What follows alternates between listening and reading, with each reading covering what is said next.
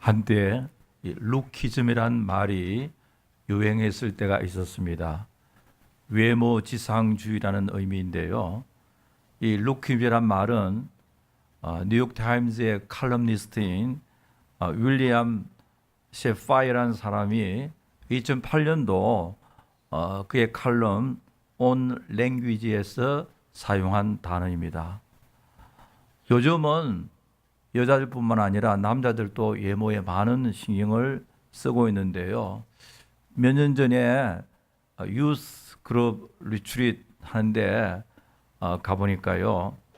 10대 청소년들 남자들이 보따리가 많아요.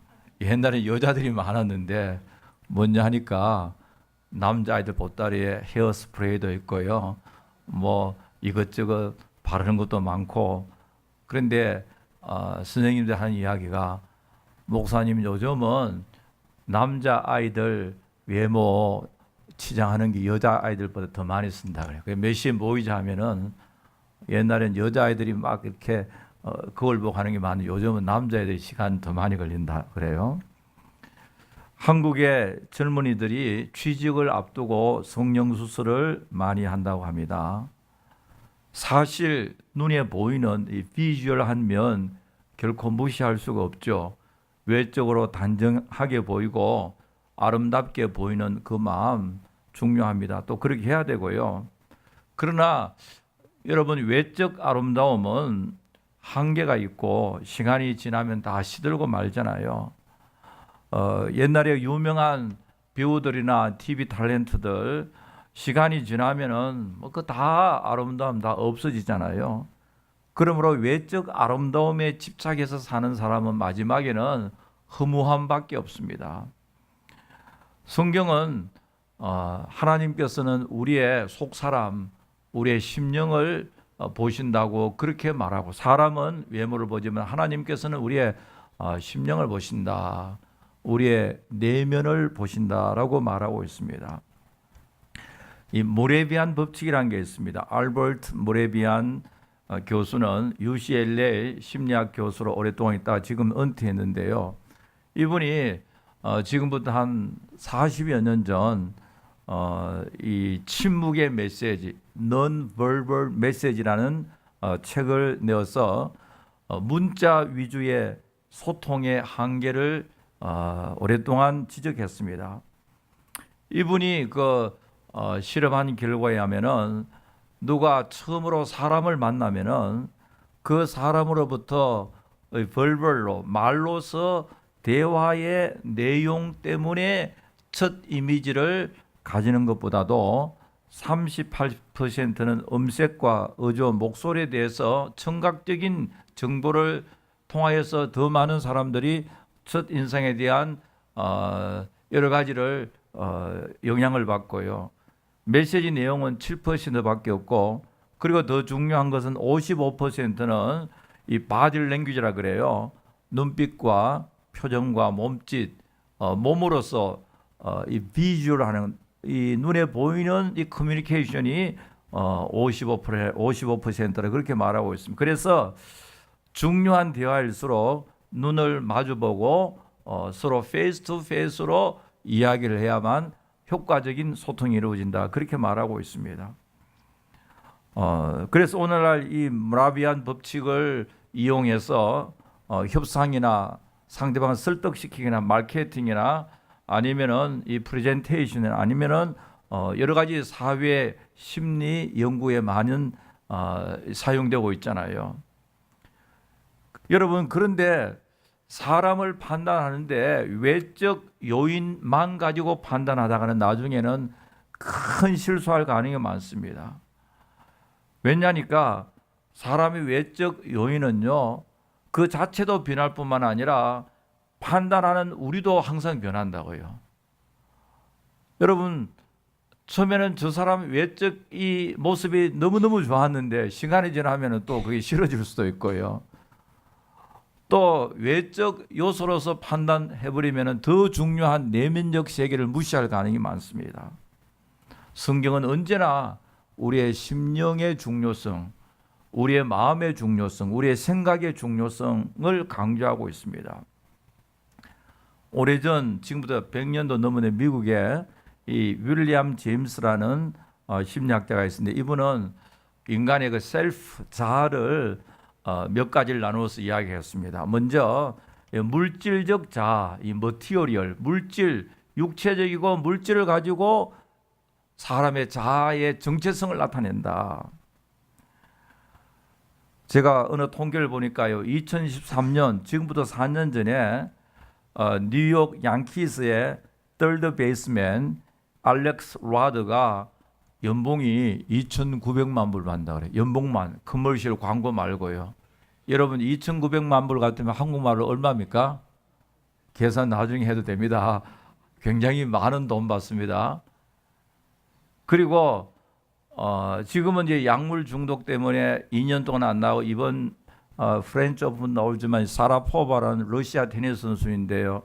이 여자 테니스 선수 1년에 수입이 3천만 불 내지 4천만 불 됩니다. 자, 이런 외적인 자기 자신의 외적인 피지컬하거나 어떤 외적인 능력에 의해서 자기 정체성을 높이는 사람은요, 외적인 요소가 무너지게 되면은 그 사람도 너무너무 큰 허탈감 속에 빠질 수밖에 없습니다. 그리고 그 다음에는 일단 소셜 하는 사회적 위치에 대해서 자기 정체성을 찾는 사람이 있습니다. 왜냐니까 사회에 살면 전부 우리가 관계성 속에 살잖아요. 인간은 다 사회적 동물인데 나는 저 사람보다 좋은 학교를 졸업했다. 나는 저 사람보다 좋은 대학을 다니고 있다. 항상 이 릴레이션스를 하는 이 관계성 속에서 자기 자신의 어떤 정체성과 프라우드하게 생각하는 사람이 있습니다. 그러나 어떤 이 릴레이션십에 문제가 생기든지 어떤 사회적 관계성 속에 문제가 생기면은 사람이 허탈해질 수밖에 없고 우울해질 수밖에 없습니다. 이런 말 있잖아요. empty nest syndrome, 빈둥지 증후군. 이 말을 우리가 다 알고 있는데요. 40, 50대 여자분들에게 자기 정체성 상실 때문에 느끼는 마음입니다. 젊었을 때는 아이들을 키우고 남편 뒷바라지 하냐고 정신없이 바빴는데 바쁨 그 자체가 나의 정체성이다. 내 역할의 중요성이라고 가정에 생각했거든요. 아이가 한 3명, 4명 되고 정신없잖아요. 그런데 아이들도 이제 다 크고 대학을 가든지 집을 떠나 홈 어웨이에 가버리고요. 결혼한다든지 집에 없고 남편도 이제 나이가 한 50세 이상 되면 사회적으로 세틀다운 했으니까 자기 도움 별로 필요 없고요. 자기가 이렇게 도와주지 안 하더라도 아내의 도움 없이도 뭐 별로 사는 지장이 없으니까 큰 집에 부인 혼자서 가만히 생각하니까 나는 누구인가? 내가 왜 존재하는가? 제가 오래전에 어느 가정에 신방했는데 롱얼랜드에 머튼타운이라고 상당히 좋은 동네가 있습니다. 그게 굉장히 이민와서 성공한 케이스인데요. 이게 비슷합니다. 남편은 좋은 직장에 나고 아이들은요 좋은 대학을 졸업하고 다 떠나 있는데 요즘 목사님 내가 왜 사는지 모르겠습니다. 그래. 하루 어떻게 쓰냐 아침에 일어나가지고 뭐 헬스클럽 갔다가 친구 만나서 골프 치고 같이 점심 먹고 그리고 와서 아무도 없다고 집에요. 내가 왜 사느냐, 내가 왜 존재하느냐.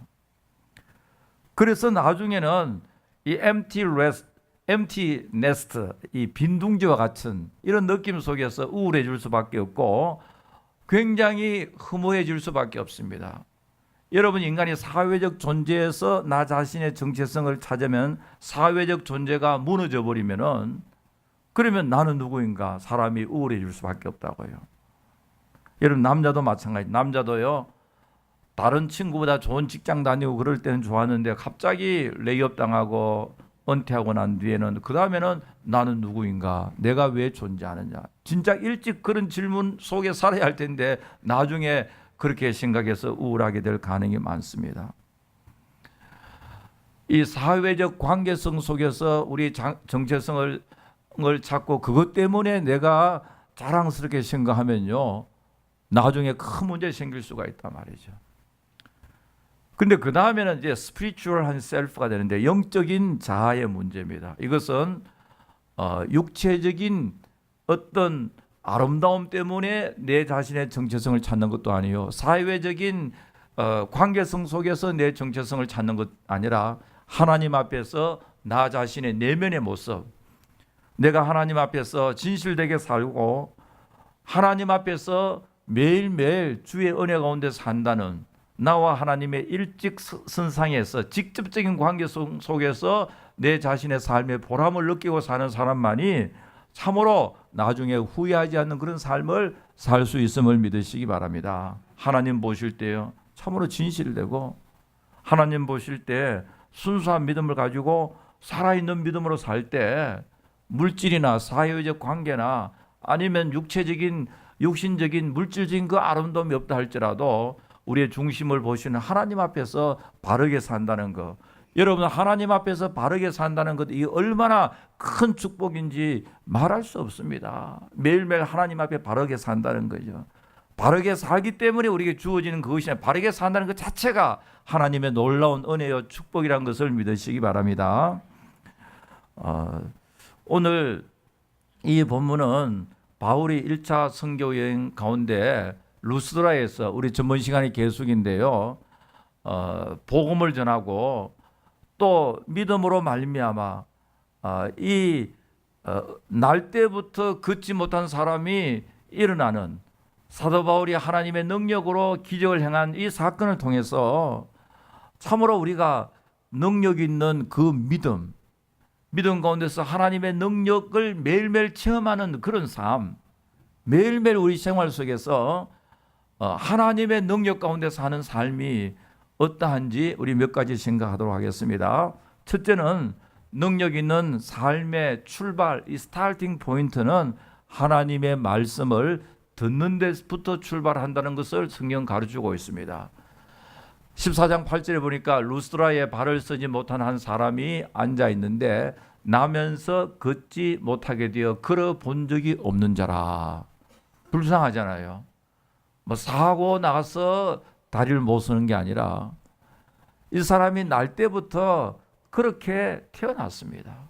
불구자로 태어난 핸디캡 퍼슨입니다. 자, 이 사람, 이제 루스드라에 있는 사람과 이 사도 바울이 설교하는데 와서 9절에 보니까 바울이 말하는 것을 듣거늘, 사도 바울이 설교하는 청중 가운데 이 사람이 있었습니다. 사도 바울이 설교하는 이 말씀을 들음으로 말미암아 이 안전뱅이가 일어나는 놀라운 기적이 생겼는데요, 기적의 첫 출발이 뭐냐니까 하나님의 말씀을 듣는 데서부터 출발하고 있거든요. 여러분 오늘 이 본문 말씀 보니까 이 안전뱅이가 일어났다는 그 놀라운 기적 이전에 뭐가 있었느냐? 하나님의 말씀을 듣는 이 사건이 있었습니다. 여러분 우리의 생활 속에서 날마다 하나님의 기적과 이적과 하나님의 은혜를 체험하기 위해서는 하나님의 말씀을 듣는 이 일에부터 출발한다는 것을 믿으시기 바랍니다. 영적 변화가 있고 그 후에 육신적 치료가 일어나는 큰 기적을 체험할 수가 있습니다. 하나님의 말씀의 능력이 우리의 영혼과 육체를 치료하는 능력의 소스라는 것을 가르치고 있습니다. 하나님의 말씀은 우리의 병든 심령을 치료하고 우리의 마음을 고치고 우리의 인격을 치료하고 우리의 가정을 치료하고 우리의 사회를 치료하고 우리 교회를 치료하고 우리 인간 전체를 회복시키는 그 능력의 원천이 하나님의 말씀에 있음을 믿으시기 바랍니다. 미국 사람들이 아직까지 제일 존경하는 대통령이 누구냐? 에브라임 링컨이라 하잖아요. 9살 때 어머님 낸시가 세상을 떠났습니다. 낸시는 사랑하는 아들에게 마지막으로 이렇게 부탁했습니다. 내 사랑하는 아들아, 내가 너에게 원하는 것은 부자가 되는 것도 원치 않고 위인이 되는 것도 원치 않고 매일매일 하나님의 말씀을 묵상하며 살아라. 네가 한평생 사는 동안에 삶의 위기가 닥칠 때 더욱 성경 말씀을 읽도록 하여라. 이것이 내가 너에게 하는 마지막 부탁이다. 우리가 잘 알고 있듯이 링컨 대통령은 정규교육을 받지 못했잖아요. 그러나 어머니의 유언에 따라서 매일같이 하나님의 말씀을 읽으면서 남북 전쟁 시에 그 절박한 상황 속에서도 하나님의 말씀을 읽고 기도하면서 그렇게 보냈다고 여러 가지 문헌들이 기록하고 있지 않습니까? 여러분, 우리가 하나님의 말씀을 사랑하고 매일매일 하나님 말씀을 들으며 살아갈 때 마침내 하나님께서 우리의 인생을 가장 복된 길로 인도해 주실 줄 분명히 믿습니다. 하나님의 말씀을 듣는 그것이 축복의 시작이고 기적의 시작이고 하나님의 은혜의 출발임을 믿으시기 바랍니다. 두 번째로, 능력 있는 생활은 주님을 절대적으로 신뢰하는 그 믿음에서 나오고 있습니다. 9절에 보니까 바울이 말하는 것을 듣거늘 바울이 가만히 보니까요, 이 사람이 그 마음에 구원받을 만한 믿음이 있다. 하나님의 말씀을 그저 형식적으로 듣는 것이 아니라 아멘 아멘 하면서 간절히 사모하며 사슴이 신의 물을 찾기에 갈급한 것이 하나님의 말씀을 사모하는 그 마음을 바라보고, 야, 이 사람은 구원받을 그 믿음이 있다라는 것을 확정하고 있습니다. 여러분, 우리의 믿음은 바로 말씀에서 출발하잖아요. 믿음이 무엇입니까? 하나님의 말씀을 우리가 아멘으로 응답하는 그게 바로 믿음이잖아요. 데살로니가전서 2장 13절에 보니까 사도 바울이 교회에게 이렇게 편지하고 있습니다. 우리가 하나님께 쉬지 않고 감사함은 너희가 우리에게 받는 바 하나님의 말씀을 받을 때에 사람의 말로 하지 아니하고 하나님의 말씀으로 받음이니 진실로 그러하다. 이 말씀이 또한 너희 믿는 자 속에서 역사하느니라. 여러분, 사도 바울이 편지를 쓰면서요, 사도 바울의 설교 말씀을 들을 때에, 말씀을 받을 때 사람의 말로 하지 않고 하나님의 말씀으로 받음이니 하고 진실로 그러하다. 말씀을 받으면서 받는 성도들이 진실로 그러하다 하면서 받았거든요. 여러분, 진실로 그러하다, 그게 무슨 말이야? 한마디로 한번 보게요. 아멘이. 헬라에 보면은 아멘 아멘 그래 받다 했거든요. 여러분, 하나님의 말씀을 들을 때, 말씀을 읽을 때 우리가 아멘으로 받게 될 때 그 속에서 하나님의 역사가 나타남을 믿으시기 바랍니다. 이 말씀이 또한 너희 믿는 자 속에서 역사하느니라. 하나님 말씀을 아멘으로 믿는 그 믿음을 통하여 하나님의 놀라운 역사가 일어난다고 성경은 말하고 있습니다. 이 조지 버나드 쇼라는 사람이, 이 사람은요, 천재 중에 천재입니다. 이 사람 쓴 작품 가운데서 이 세인 주안이라고 그 당시에는 주로 희곡들을 많이 했잖아요. 희곡을요. 뭐 영화나 이런 게 없고 그 당시에는 주로 연극이 많이 있었기 때문에 희곡을 쓴 희곡 가운데서 그 세인 주안의 이 잔 다르크에 관한 이야기가 나오는데, 프랑스의 그 잔 다르크잖아요. 찰스 왕이 조한에게 이렇게 말하고 있습니다.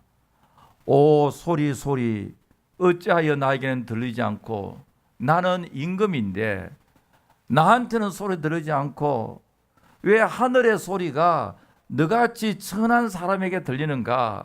왜 나에게는 하늘의 소리가 들리지 않는가? 하면서 절규하고 있습니다. 그때 잔다르카 이런 이야기하고 있거든요. 각하 왕이시여, 들리지 않는 것이 아닙니다. 듣지 않습니다. 듣지 않습니다. 들리지 않는 것이 아니라 듣지 않는다. 듣지 않기 때문에 들리지 않는다는 말이잖아요. 나는 듣지 않기로 작정했기 때문에 못 듣게 되는 거예요. 여러분, 인생이 참으로 불행한 사람은 누굽니까? 참으로 하나님께서 우리에게 말씀하고 계시는데 그 말씀을 듣지 않기 위하여 굳게 작정하는 사람. 우리가 말씀이 들리지 않다 하지만, 그러나 말씀은 들리지 않는 것이 아니라 듣지 않기 때문에 들리지 않는다. 우리 예수님 사역할 때도요, 종교의 전문가들, 종교의 프로페셔널들이 있었습니다. 바리새인들도 있었고요, 서기관들 있고 제사관들도 종교 전문가들이 있거든요. 이분들이 예수님에 대해서 너무너무 관심이 많았으면 그래서 여러 차례 사람을 보냈어요. 예수님을 향해서 당신이 메시아입니까? 우리가 기다리는 메시아입니까? 당신이 과연 그 사람입니까? 그렇게 많이 물어봤거든. 사람을 보내었어요.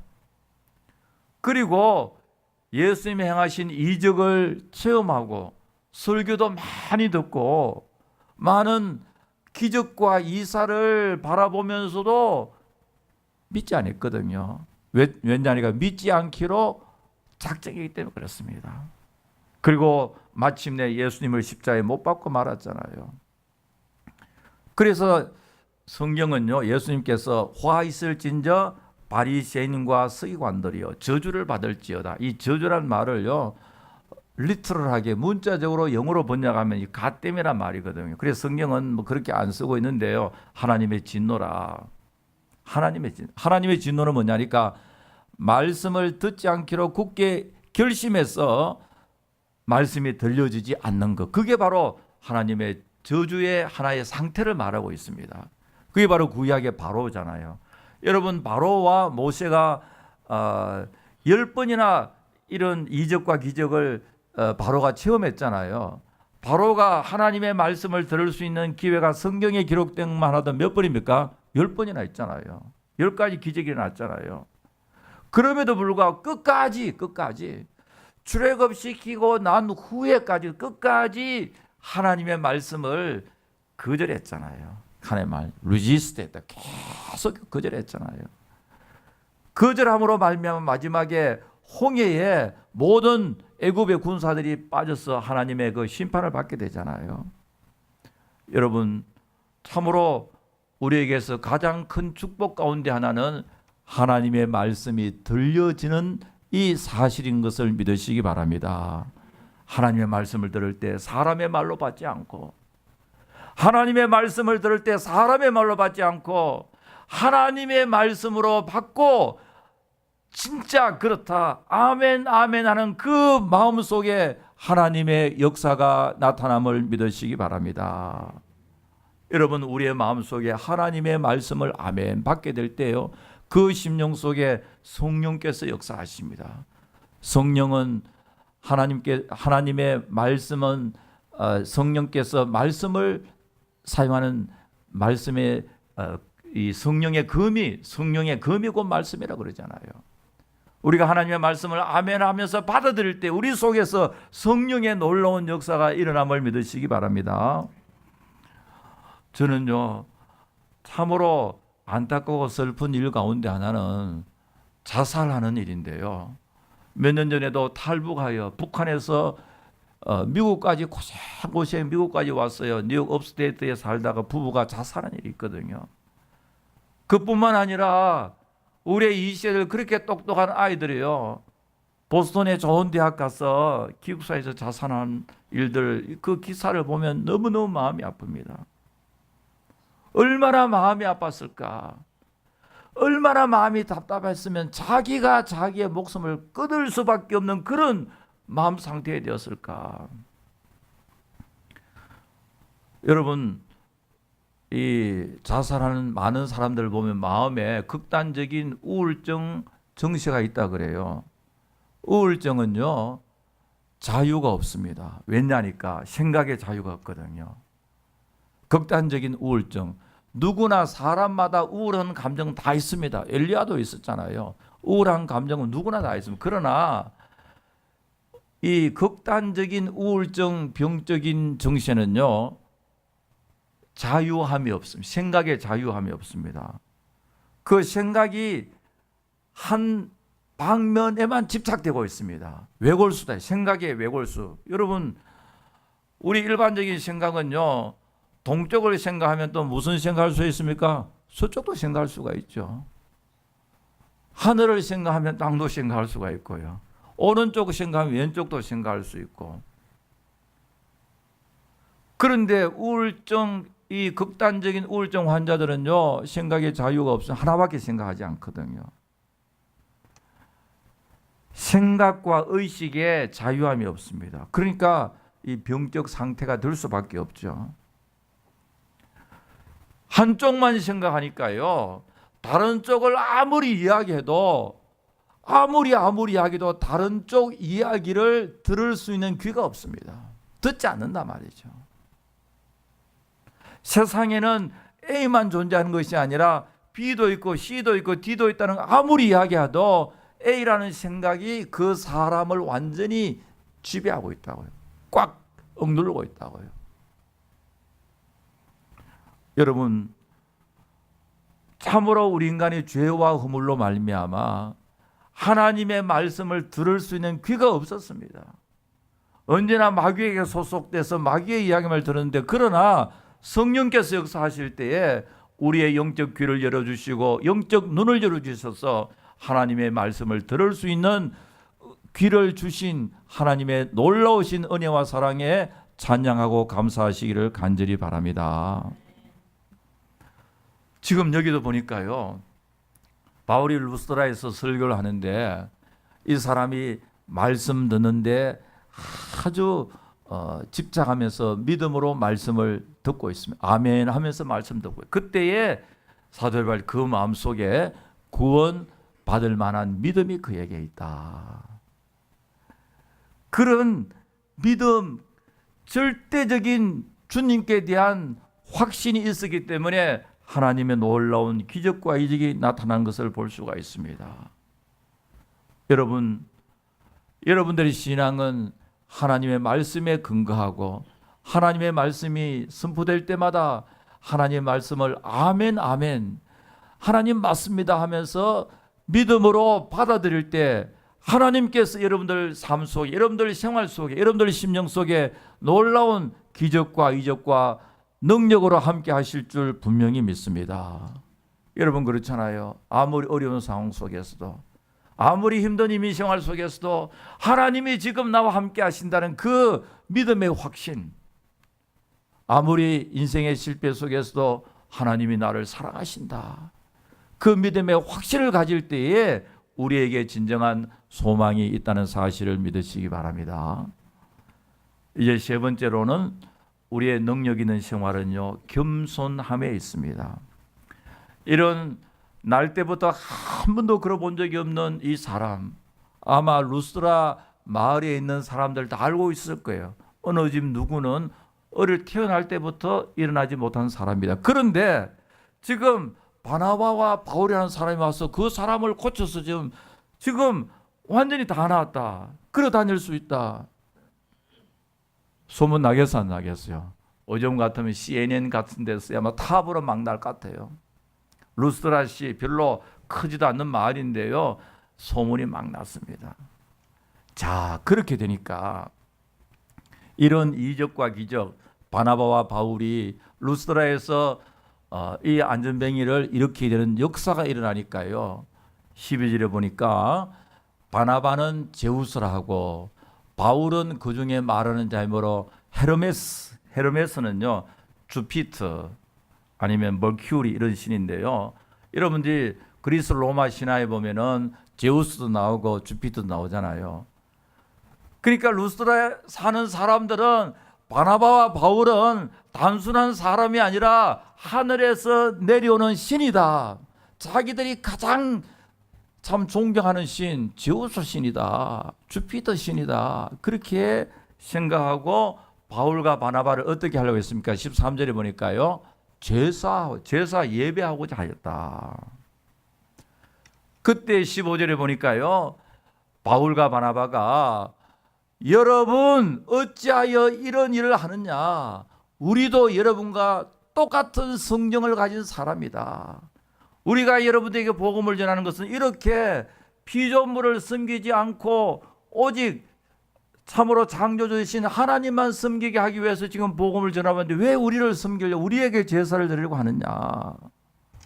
여러분은 어찌하여 이런 일을 하느냐. 우리도 여러분과 똑같은 별 수 없는 한 인간이다. 우리를 섬기려 하지 우리에게 제사를 드리지 말라. 하나님께 제사를 드려야 한다. 우리를 바라보지 말라. 여러분, 이 한마디 말은요, 참된 하나님의 사람과 거짓된 하나님의 사랑과의 구별할 수 있는 큰 잣대가 됩니다. 우리 한국 교회사를 보면요, 문선명 씨나 박태선 장로 같은 사람요, 특히 박태선 장로 같은 처음에는요 큰 기적과 일이 일어났습니다. 한강변에서 한번 설교하면요 병자도 낫고 막 기적이 일어났어요. 여자분들은요 금가락지, 금 목걸이 해가지고 얼마나 많이 헌금을 헌납을 했으면요 가만히 속에 이렇게 가져가서 대단했거든요. 여러분, 많은 사람들이 기적이 일어날 때 많은 사람들이 와, 위대한 종이다, 능력의 종이다 할 때 사도 바울도 지금 마찬가지잖아요. 안전병이가 일어났으니까 바나바와 바울에게 사람들이 와서 뭘 하려고 했습니까? 제사 드리려고 해요. 그러면은 사도 바울이 뭐 하면 됩니까? 그저 가만히 있으면 되는 거예요. 가만히 침묵하면 바울이 올라가겠어, 안 올라가겠어요? 올라가죠. 여기에 이단 사이비와 참된 하나님의 백성 차이가 있습니다.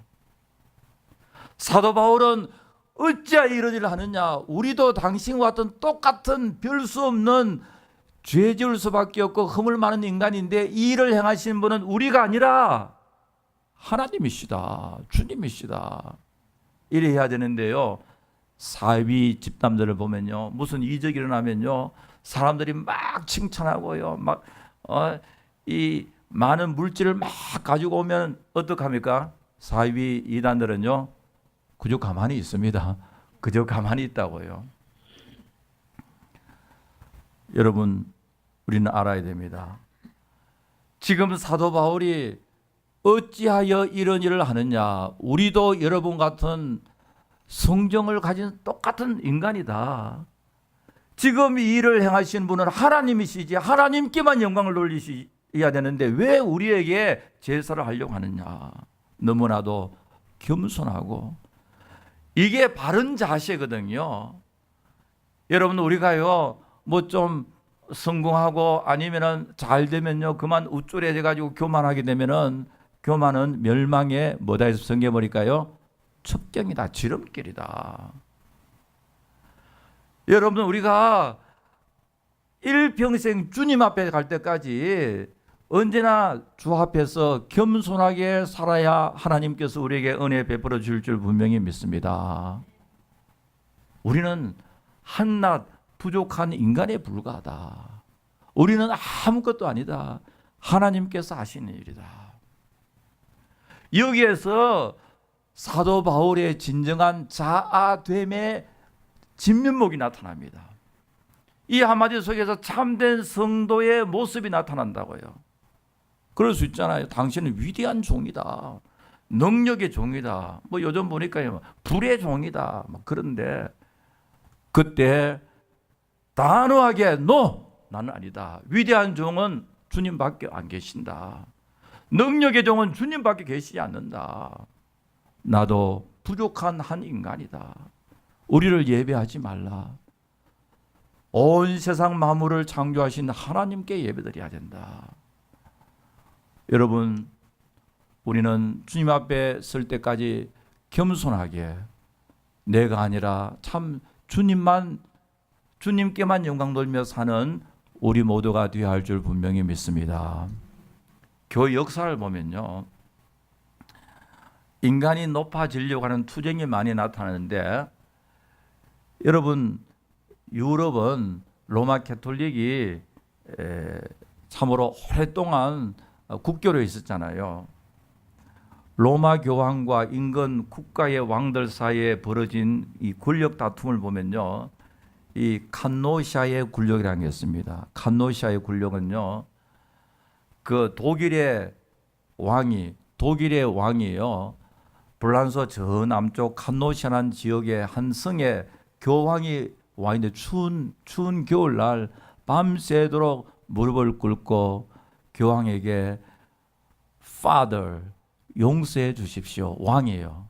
여러분 생각해 봐서, 교황인데 교회 권력인데 세상의 권력 왕이 와가지고 밤새도록 추운 밖에서요. 자기는 따뜻한데 이제 저녁에 잠을 자면서 밖에 밤새도록 용서해달라고 무릎을 꿇고 회개하면은 교회 권력이 이겼습니까? 졌습니까?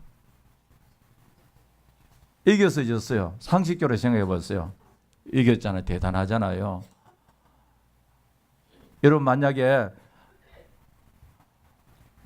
제가 나가 있는데 뉴욕 시장이나 아니면은 미국의 대통령이 저 앞에 무릎을 꿇고 목사님 용서해 주십시오. 목사님 하고 싶은 다 하십시오 하면 제가 이겼어요, 졌어요? 이겼죠. 대단하잖아요. 그런 일은 없겠지만은요. 이 칸노시아의 권력은요. 교회의 권력이 세상의 권력을 이긴 사건이라고 생각합니다. 그러나 하나님 나라의 입장에 보면요. 중세의 최악의 영적으로 암흑의 시대입니다. 교회의 권력이 세상의 군주를 무릎 꿇게 했고요. 제발 용서해달라고 빌고 있고, 그 다음 또 정반대 사건이 있습니다. 이 아빈용 뉴스라가 있는데 이것은 왕의 권력이 교회의 권력을 무릎을 꿇게 했습니다. 영국의 수장령도 그렇고요. 여러분, 예수님의 제자들도 십자가를 앞에 놓고 한 일은 뭐예요? 자기가 스스로 높다고, 내가 높다, 권력 투쟁을, 파워 게임을 하고 있었잖아요.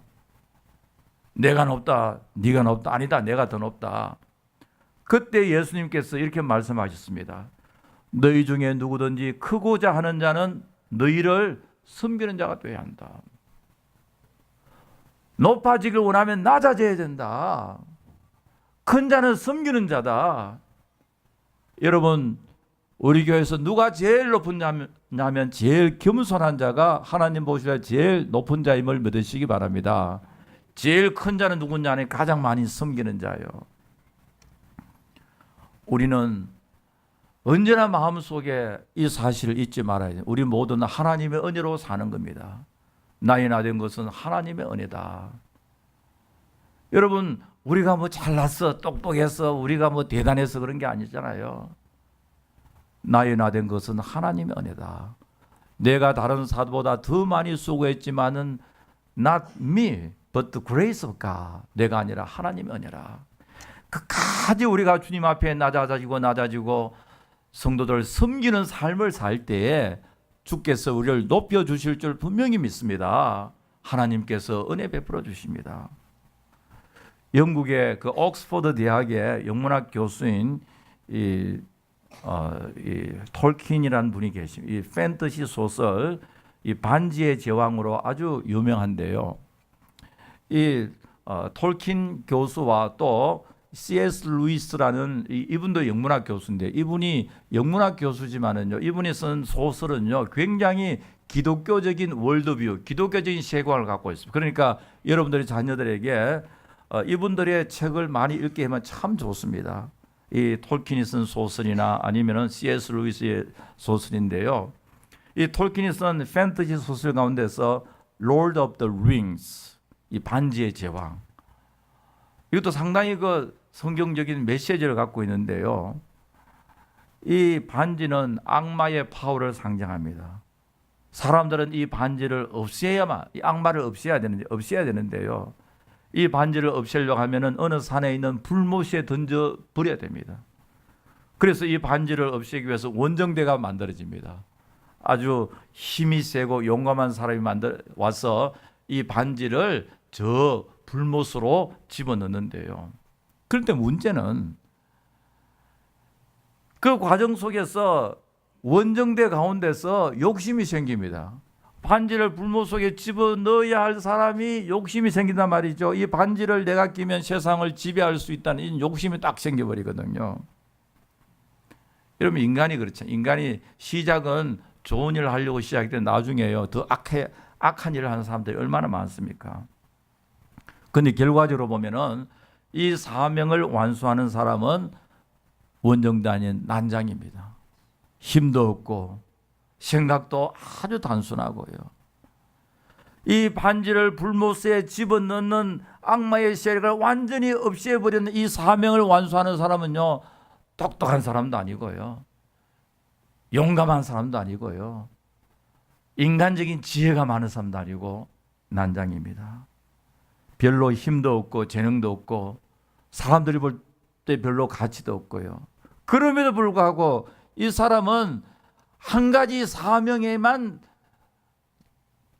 이 사명만 바라보고 있거든요. 좌우로 살피지 않고 나의 유익, 내가 이 반지를 끼고 세상을 지배하겠다 이런 생각도 없습니다. 오로지 내가 할 일은 이 반지를 불 속에 집어넣는다는 그거밖에 없거든요. 여러분, 우리가 신앙생활을 할 때요, 좌나 우로나 치우치고요, 이것저것 바라보며 가면요, 시험들 가능성이 많습니다. 천루역전이라는 이 필그림스 프로그레스라는 소설, 좌안번의 소설 보세요. 이 시온성을 향해서 우리가 일직선으로 바라보면서 가야지, 가다가요 이것도 바라보고 저것도 바라보고 놀기도 하면요, 나중에는 내가 어디로 가는지 정체성조차도 잊어버리고 말니다. 여러분, 우리 성도들은 이 땅에 살면서 능력 있는 삶을 살아야 되는데요, 매일매일 나의 능력이 아니라 하나님의 능력이 우리의 생활 속에서 월킹하고 역사하는 그런 삶을 살아야 하는데, 그렇게 하기 위해서는 무엇보다도 하나님의 말씀을 듣는 일에서부터 시작됩니다. 말씀을 외면해버리면요, 우리는 하나님의 외면당함 속에 살 수밖에 없습니다. 하나님의 말씀을 듣는 일에 최선을 다하고요, 그리고 말씀을 들을 뿐만 아니라 그 말씀을 믿어야 합니다.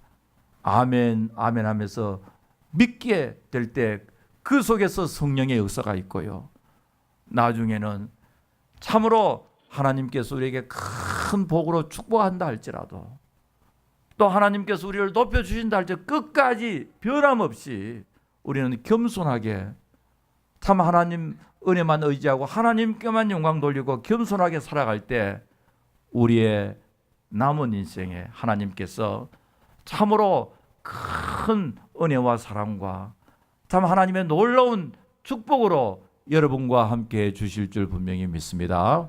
아버지 하나님, 감사합니다. 주일 2부 예배로 나왔습니다. 저희들 루스드라의 사도 바울과 또 바나바의 사역을 통하여 저희들이 어떻게 살아야 할지를 가르쳐주심을 감사합니다. 날마다 주 안에서 성령의 능력 가운데 날마다 승리하며 하나님 영광 돌리는 귀한 삶을 살아갈 수 있도록 도와주시옵소서. 예수님의 이름으로 기도하옵나이다. 아멘.